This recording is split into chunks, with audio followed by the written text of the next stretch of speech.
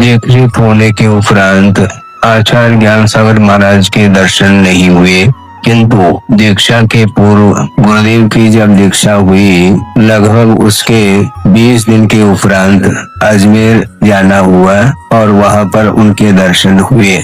उस समय शरीर की अपेक्षा से उम्र बहुत छोटी थी। मैं इसलिए कह रहा हूँ कि आत्मा की कोई उम्र नहीं हुआ करती। लगभग 10 साल की उम्र हो गई इस शरीर की। उस समय आचार्य ज्ञान सागर महाराज जी के और गुरुदेव के दर्शन हुए। उसके उपरांत लगभग 1 महीना 1.25 महीना तक वहां पर रुकना हुआ। भाषा तो बिल्कुल आती नहीं थी। कन्नड़ भाषी एजुकेशन मराठी में चल रहा था और उस समय भी सेठ साहब की नशिया में आचार्य ज्ञान साहब महाराज जी के और गुरुदेव के प्रवचन होते थे। सभा में जाकर के मैं भी बैठता था। वह प्रांगण अभी भी सामने वह दृश्य आता है।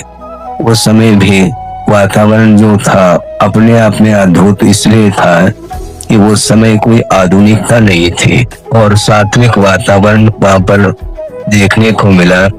और प्रतिदिन गुरुदेव ज्ञान सागर जी महाराज ने शास्त्र के माध्यम से अध्यात्म का सिद्धांत का प्रवचन वो करते थे और जनता सुनती थी।